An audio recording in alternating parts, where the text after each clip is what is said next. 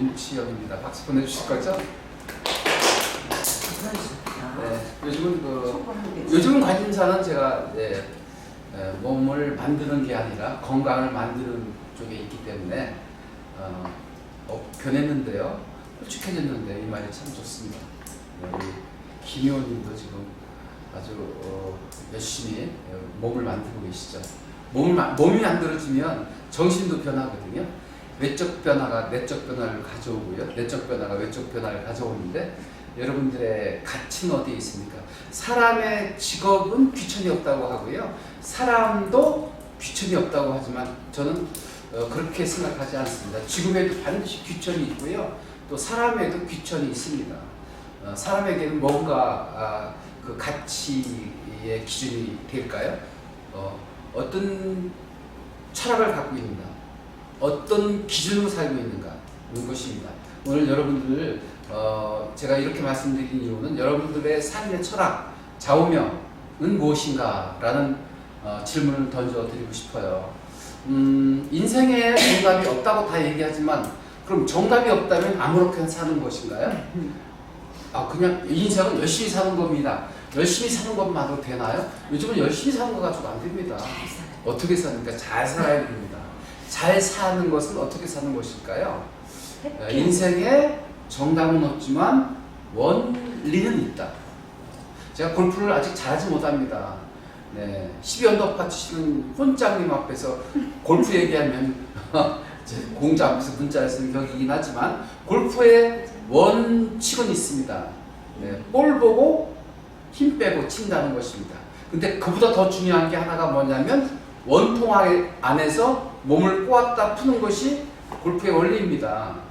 어떻게 하면 원통 안에서 몸을 꼬았다가 확 풀어내서 임팩트 있게 스윙을 하느냐가 관건인 것이죠. 이처럼 모든 것에는 원리가 숨겨 있답니다. 자, 그러면 어떻게 사는 것이 인생을 잘 사는 것일까요? 라는 질문을 던져드린다면 현승호 대표님은 어떻게 대답하시겠습니까? 임기용님은 어떻게 대답하시겠습니까? 김 의원님은 어떻게 대답하시겠습니까? 다 나름대로 가치 기준이 있잖아요.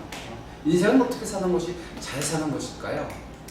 라고 여쭤보면 네, 원리에 맞게 사는 거죠. 원리, 원칙, 가치관. 이게 가치관이죠. 저는 즐겁게 살아야 된다고 생각합니다. 즐겁게 살려면 어떻게 해야 될까요? 좋아하는 일을 해야 됩니다. 좋아하는 일을 어떻게 즐겁게 할 수 있을까요? 그 일에 미치는 것입니다. 미친다. 네. 불극. 네. 불강. 미치지 않으면 그것에 미칠 수 없다. 이런 것이고요. 불광자. 불광불극. 네. 지지자 부려, 후지자여, 후지자 부려, 낙지자 아니라. 낙지자보다 더 한 수위가 뭐죠? 낙지자 부려, 광지자 아니라. 네. 미친 사람을 이겨낼 자가 없다. 그 일에 미치는 것이 즐겁게 사는 방법이고 잘 사는 방법이다. 미친다는 것은 뭘까요? 그 일에 몰입된다는 것이라고 생각합니다. 자기 일에 몰입되는 이 시간에 이곳에서 몰입되는 것이야말로 최고 현명하게 사는 방법이고 즐겁게 사는 방법이고 잘 사는 방법이라 생각합니다. 인생을 살아가면서 뭐니 해도 돈이 없으면 안 되잖아요. 돈을 버는 방법이란 무엇일까? 우리 임기용 님이 잘 아실 거예요. 왜냐하면 많은 부자들을 만나잖아요. 그죠? 네. 또 실패자들도 만나잖아요. 네. 은행에 와가지고 대출 받으려고 하는 사람 많이 있지 않습니까? 그런 분 성공하신 분이에요. 대출 받는 사람들 그럼요. 은행 돈을 잘 쓸 수 있는 사람이 기업을 하는 사람이고 돈을 은행하고 친해야 됩니다. 그렇습니다. 돈을 벌려면 은행하고 친해야 돼요. 근데 저는 은행하고 담싸고 살았거든요. 그러니까 돈을 잘 몰라요. 은행하고 친해야 됩니다. 현승호 대표님처럼 대출도 많이 받으시고 기업을 운영하려면 대출을 받아야 되죠. 네, 돈을 쫓아가면 돈이 도망간다는 건 압니다. 그죠? 돈을 쓰지 않으면 돈이 안 문다는 것도 압니다. 적당히 돈도 쓸 줄 알아야 되고요. 그리고 돈을 쫓아가는 게 아니라 자기 좋아하는 일을 미친 듯 해나면 붙는 것이죠. 돈을. 식성. 또 관계에서는 또 무엇이 있을까요? 관계에 황금률이 있는데요. 1인님 하겠습니다. 손 1인님한테 1인을 하겠습니다. 네. 관계의 황금률은 무엇입니까? 관계, 성경에도 나오는데요. 관계. 황금률. 내가 대접받고자 원하거든 상대에게 대접해 주어라. 대접해 주는 거, 먼저 대접해 주는 거.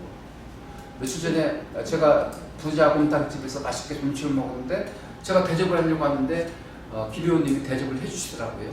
그 마음을 제가 마음속에 담고 있습니다. 그런데 대접을 받았기 때문에 언젠가 대접을 해줘야 되잖아요. 내가 대접받고자 원하거든 상대에게 먼저 대접을 해줘야. 이게 인간의 황금률입니다. 다시 얘기해서 기부앤 테이크의 황금률입니다. 근데 많은 사람들은 어떻게 하고 있어요? 테이크 앤 기부 하려고 그래요. 내가 대접 먼저 받고 난 다음에 대접을 받으려고 해요. 내가 내 것을 먼저 채운 다음에 상대방 걸 채우려고 해요. 누가 다 그렇습니다. 그런데 이걸 기부앤테이크로 바꾸면 대박이 나는 인생이 되는 거예요. 여러분들은 지금 기부앤테이크 하시고 계십니까? 테이크앤 기부하고 계십니까? 아마 반반이실 거예요. 조금 더 기부앤테이크 쪽으로 집중해 보시면 많은 사람들과 좋은 관계를 유지하고 좋은 관계가 유지가 되면 비즈니스가 덩달아진다고 저는 생각을 합니다. 네. 그래서 돈을 버는 방법, 관계를 잘 맺으면 되는 것이고요. 관계를 잘 맺으면 돈이나 명예나 사회적 지위나 모든 것은 함께하는 것입니다. 지금이 역사의 현장이고 여러분들은 역사의 주인공이라는 사실 아십니까? 저는 이런 생각을 합니다. 죽을 날이 이제 멀지 않았잖아요. 50년 남짓 남았으니까. 얼마 남지 않았습니까? 그래서 내가 만약에 흔적이 사라진다면, 내가 이 역사의 현상에서 이제 본향으로 돌아간다면 나는 역사의 흔적이 남을까? 이런 생각하면 좀 아찔해지기도 하죠. 그래서 나는 윤보영 시인 요즘 가까이 있으니까 윤보영 시인 정도 되면 역사의 흔적을 남길 만한 사람이죠. 거리가 주소에 있고, 또 얼마 전에 만난 나태주 시인도 역사의 흔적을 남길 사람이에요. 각 분야에 역사의 흔적을 남길 사람들이 많이 있는데 여러분들의 역사의 흔적이 남을 사람인가? 저는 스스로 반성을 해봅니다. 그럼 어떻게 하면 역사의 흔적을 남길 수 있을까? 43권의 책을 쓴 것이 역사의 흔적을 남길 만한 일인가? 저는 그렇지 않다고 생각합니다. 제가 죽으면 그냥 다 흔적도 없이 사라질 일들이라고 생각합니다. 역사의 흔적을 남기는 일은 무엇일까? 방금 동영상을 보셨지만 바닥을 치고 올라왔던 그런 경험, 스토리, 누군가의 교훈이 될 만한 삶을 살았다고 하면 역사의 흔적이 남지 않을까요?